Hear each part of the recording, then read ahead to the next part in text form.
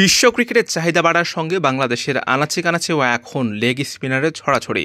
অনেক প্রতিভাবান তরুণও আছেন, তাদের মধ্যে একজন কুমিল্লার আলামিন ইসলাম সাইমন। রশিদ খান তার আইডল, সেই স্টাইলেই বোলিং করেন। ট্যালেন্ট হান্ট স্বপ্নযাত্রায় সেরা 50-এ জায়গা করে নিয়েছিলেন। কুমিল্লা জেলা ফার্স্ট ডিভিশন লিগ ও একাডেমি কাপে সর্বোচ্চ উইকেট শিকারে ছিলেন। জাতীয় দলের নেটেও বল করে প্রশংসা কুড়িয়েছিলেন। ক্রিকেটের নেশায় পড়ে লেখাপড়াটাও ছেড়ে দিয়েছেন। এখন তার ধ্যান ঘ্যান ক্রিকেট, অন্য কোনো কাজ করেন না। জীবনের পুরোটা জুড়েই ক্রিকেট আর ক্রিকেট। বিডি ক্রিক টাইমের মুখোমুখি হয়ে জানিয়েছেন তার পথ চলার গল্প। শুনতে চাচ্ছি কিভাবে ক্রিকেটে আসলেন।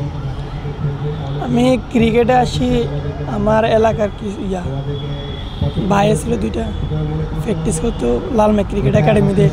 ওদেরকে দেখে আমার একটু আগ্রহ বাড়ে, আমিও গেলে ওখানে ভালো কিছু করতে পারবো। তারপর আমি একাডেমিতে ভর্তি হলাম, দেখলাম আমার বোলিং আলহামদুলিল্লাহ যথেষ্ট ভালো হইতেছে। তারপর আস্তে আস্তে আর কি এগোতে থাকি। জেলা পর্যায়ে খেলেছেন? কোনো লিগ খেলেছেন?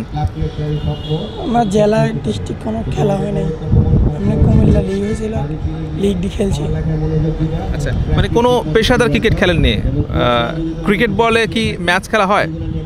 হ্যাঁ, অনেক ম্যাচ খেলছি। ম্যাচ খেলা কুমিল্লা ফার্স্ট ডিভিশন হয়েছিল একবার, এবছর একাডেমি কাপ হয়েছিল, দুবারই আমি হাইস্ট উইকেট ছিলাম। আচ্ছা, লেগ স্পিনে বাংলাদেশে আসলে খুব একটা কদর নেই বললে চলে, বা লিগ পর্যায়ে খুব একটা সুযোগ পায় না, বা এজ লেভেলেও সুযোগ দেওয়া না। তারপরে কেন লেগ স্পিনটা বেছে নেওয়া? লেগ স্পিন ভাই আমি শিখে ফেলছি, এটা তো আমি ছাড়তে পারি না। আমি এটা তো খুব ভালো করি, এটা তো আমি ইচ্ছা করে ছাড়তে পারি না। আমি এটা চালিয়ে যাচ্ছি, দেখি আল্লাহ কি করে। আচ্ছা, পড়ালেখা কোথায়? আমি পড়ালেখা করতাম, লকডাউনে করোনা ভাইরাসের সময় পড়ালেখা ছাড়িয়েছি, মাদ্রাসায় পড়ালেখা করতাম। আচ্ছা, এখন কি করেন? এখন আমি পেশাদার ক্রিকেট খেলি। শুধু ক্রিকেটে খেলেন? শুধু ক্রিকেট খেলেন আর আর পাশাপাশি অন্য কিছু করেন না? অন্য কিছু করি না। অল টাইম ক্রিকেটে সময় দিচ্ছেন? অল টাইমে ক্রিকেট প্র্যাকটিস করে দিয়েছি।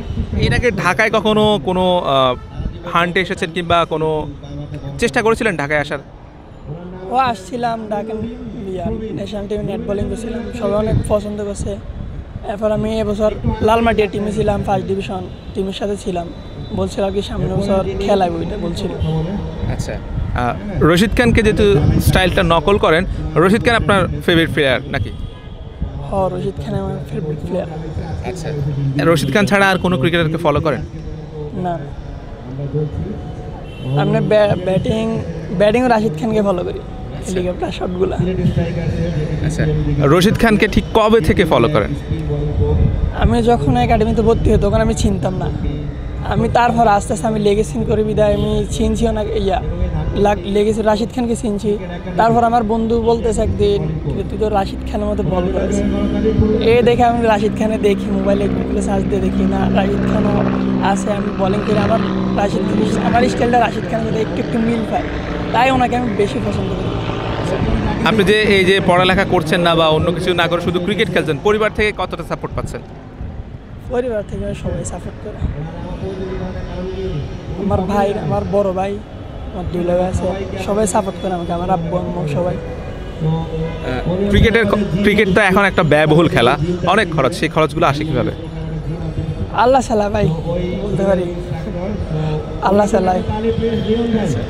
এখানে তো আপনি সেরা 50-এর মধ্যে ইনক্লুড হলেন, এরপর সেরা 50 থেকে 15 জন বাছাই হবে। সেরা 50-এর পর যদি বাদ পড়ে যান, এরপর আপনার নেক্সট প্ল্যান কি?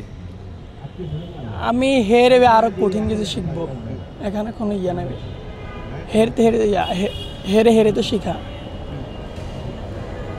আপনি আসলে ক্রিকেট নিয়ে সবারই স্বপ্ন থাকে যে জাতীয় দলে খেলবে। কবে নাগাদ আপনি মনে করেন যে আপনি জাতীয় দলে যেতে পারবেন, বা এর জন্য আপনি আসলে কি করতে চান, পরিকল্পনা? আমি মনোযোগ দিয়ে প্র্যাকটিস করতেছি ভাই, বাকিটা আল্লাহর হাতে, আল্লাহ জানে। প্র্যাকটিস করতে থাকি আমি, যদি কিসমত থাকে খেলবো, নাহলে তো ভাই কিছু করার নাই, তাহলে অন্য কিছু করতে হবে। অন্য কি করবেন? না ভাই, না বলবো। আসলে তিনি ভাগ্যের উপর বিশ্বাস করছেন যে তিনি তার প্রসেস অনুযায়ী পরিশ্রম করবেন, কাজটা করবেন। বাকিটা যদি আল্লাহর হাতে থাকে, তাহলে তিনি বাংলাদেশ জাতীয় দলে খেলতে চান, লাল সবুজের প্রতিনিধিত্ব করতে চান। আমরা চাই যে তার স্বপ্নটা পূরণ হোক, সেই স্বপ্নের পথে তিনি এগিয়ে যান। Hussain Arman, BD quick time.